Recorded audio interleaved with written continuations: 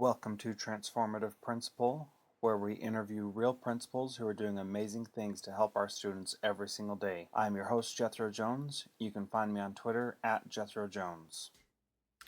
Today on the show, we have a great guest, Sam LeDeaux.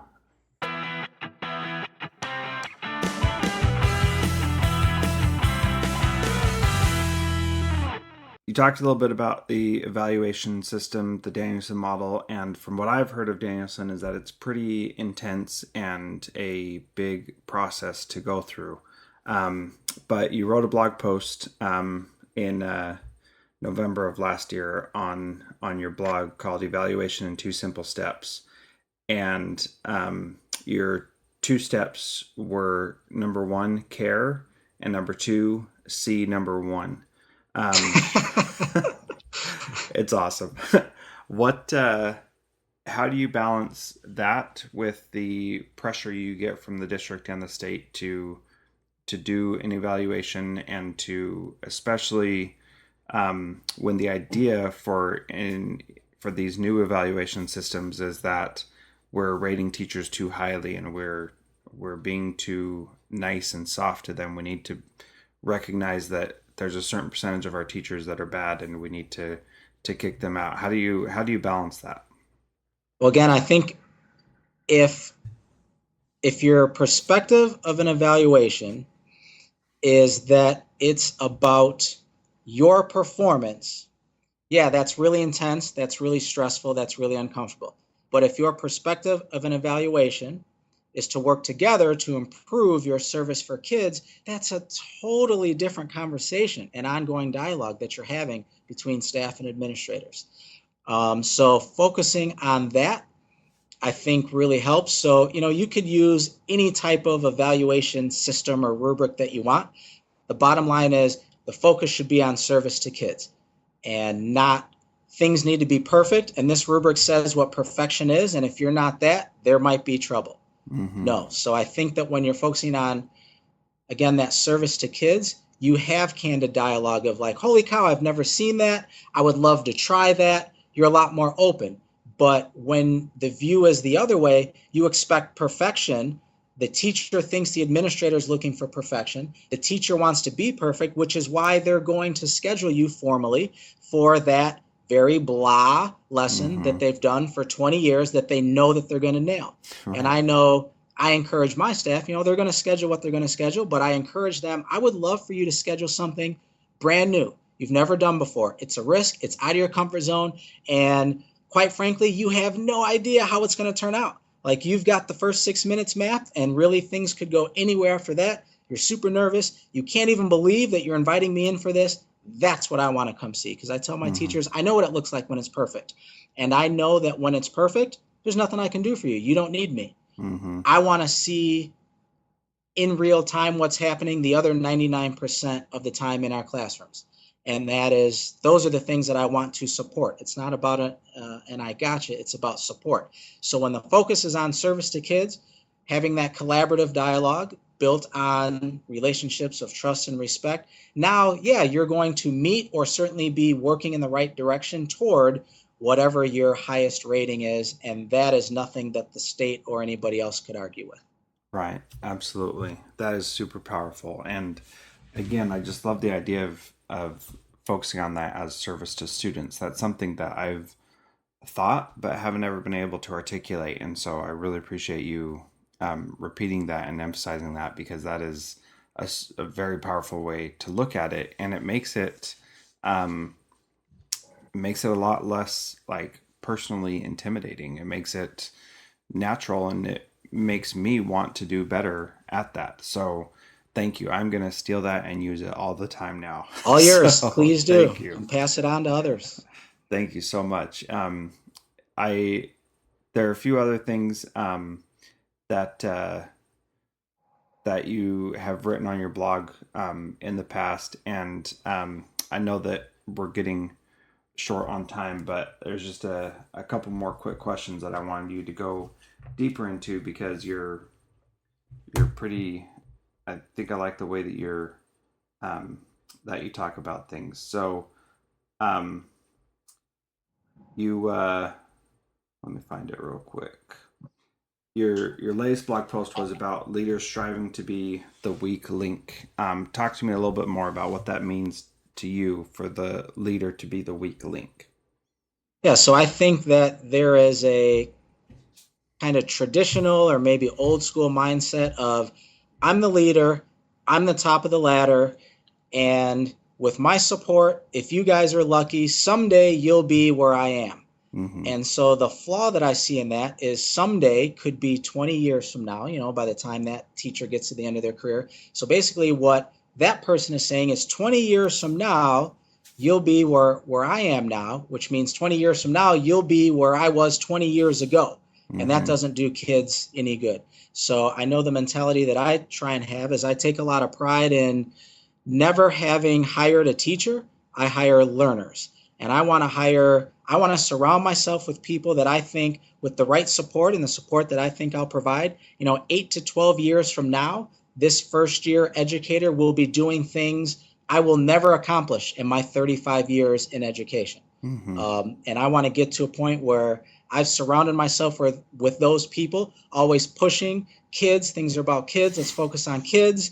And that if I'm doing my job, we get to a point where my entire staff will look at me and say, if it wasn't for this Sam guy, we could really get something done around here, where all of a sudden now I'm, the weak link. I'm the guy that needs to pick it up. I'm the guy that needs to strengthen and improve. So I would feel very comfortable knowing that I'm the weak link, Mm-hmm. as opposed to, because that would tell me that I've brought everybody else up and now they're going to bring me up. Mm-hmm.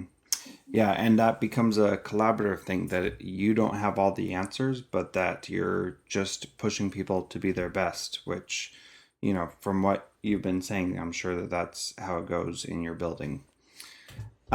So you talked earlier about how Twitter and social networking in general has changed you and helped you learn so much more.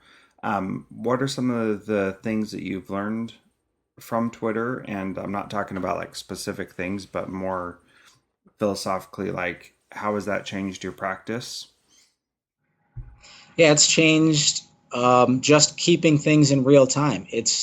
I think that, as a teacher in our contract, if a parent wants to visit the classroom, contractually they need to schedule it, I think with 24 hours notice, and they can only be in there for 30 minutes. And my experiences have led me to believe that for the most part, parents only want to be in my classroom if they don't know what's going on in there. If Right. my door's closed, everybody wants to come in. But if I open that door and show everybody what's happening, you will probably never get one single request for what's going on, because that transparency leads to trust. They Mm-hmm. see what's going on behind that door, they see what's going on in that classroom, and they're very comfortable and happy and proud with that. So what social media has helped me do is be transparent in real time. Here's what's happening. Here are the great things that are happening. And here are the things that are on their way to being great. And here are the mistakes we made today. And I can guarantee you those are mistakes that won't happen tomorrow. And the reason they won't happen tomorrow is because we made them today. If we had not made them today, we'd have a problem.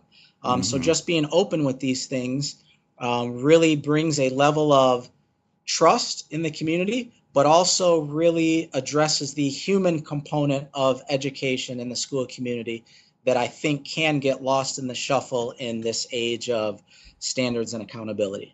Yeah, that's awesome. I'm going to ask a side question here, real quick.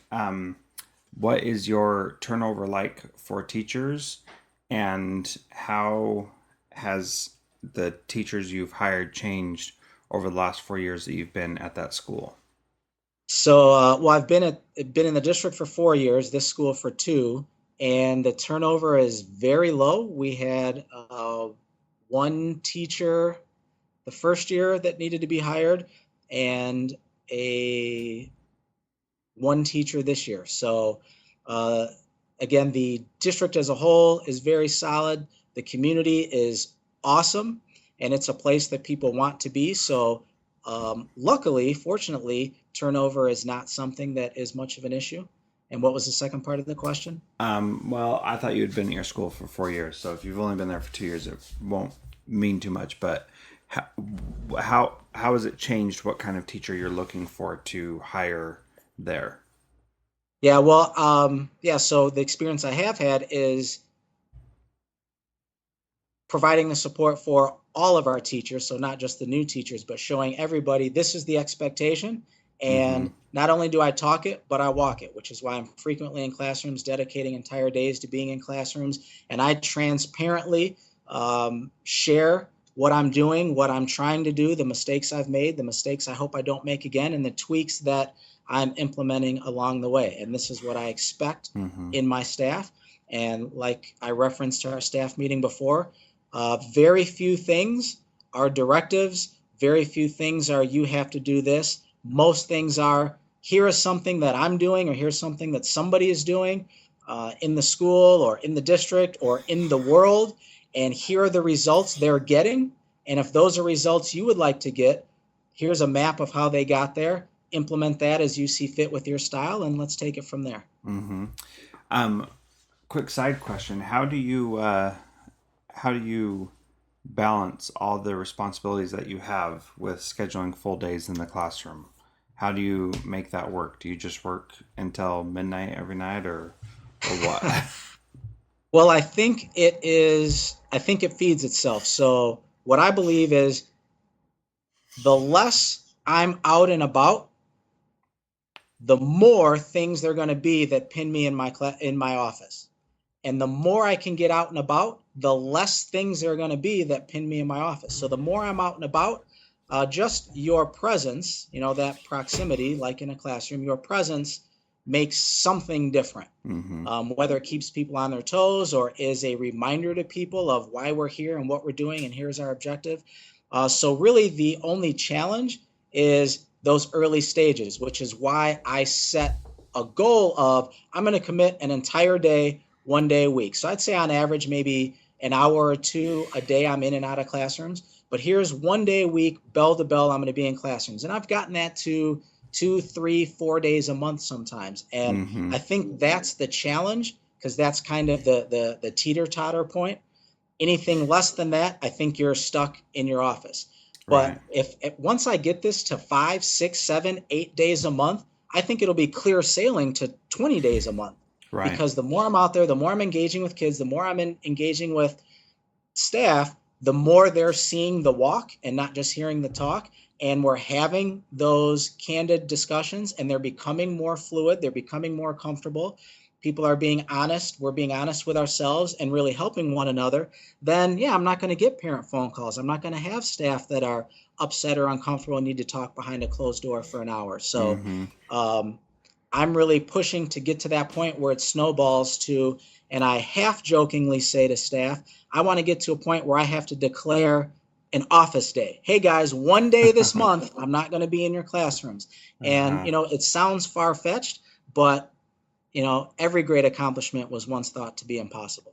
Yeah, and I think that's an amazing goal. I hope when you're um, as you progress, we'll be able to talk again about how that is going and what problems you see that you have eliminated by being out and about. And I know from my experience, and I'm sure that you would say the same, that when students see you all the time, um, they're not as likely to do something bad to get a trip to the principal's office when they know that you could be walking into their classroom at any minute because they see you all the time. They know that they need to be um, doing what's right and not.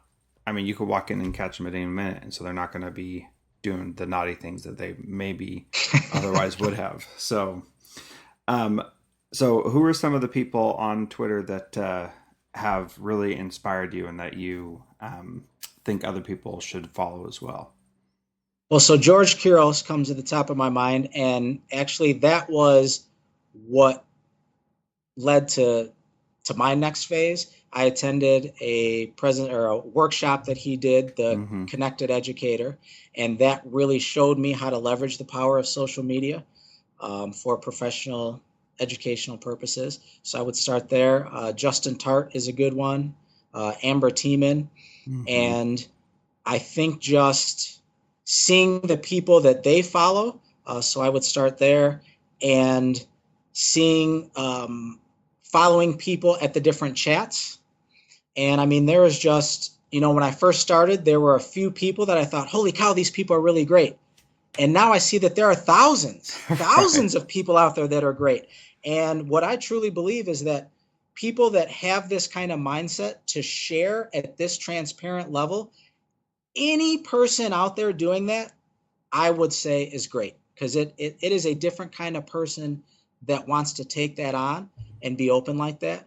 So I would say if this is something you're looking to get into, attend any chat that tickles your fancy, and I guarantee you everybody involved in that chat is a great Hmm. person to follow and learn from. Yeah, amen. That is so true. You hit that right on the head.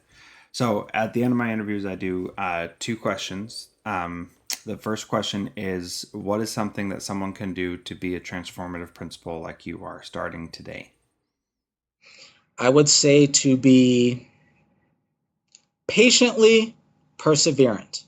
You have to keep the pedal to the metal. You cannot get, well, I mean, you're going to get frustrated. I Hmm. know that, usually transformative leaders, their timetable is way, way, way, way, way shorter than the timetable of the collective people that they're working with. So Hmm. continuing to persevere, but being very patient and knowing that you have to meet people's readiness level. And the way you're going to appeal to those readiness levels are not with an authoritarian or top down format, but by showing the value in the things that you're doing or in the things that other people are doing to bring about the results they're getting, because those are the results that you want. Yeah, absolutely. And the second question is, what's something that you have in your office or that you keep close to you to remind you of why you're doing this hard work? A picture of my son, and not because he's family and means a lot to me, which he does, but because that's a reminder that the 515 kids in my school are my sons and daughters.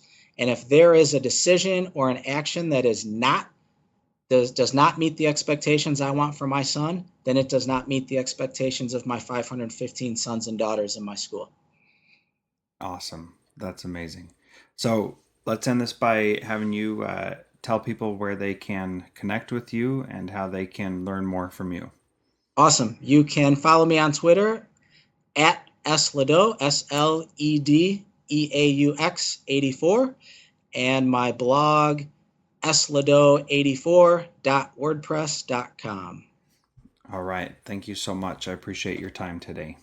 Thanks for having me. And not to be selfish, but I would love to connect with you again and you share with me about all the great things that you're doing there. I mean, you've opened a new school. I would love to hear about that. And so if maybe we could set that up sometime. Absolutely. I'd love to.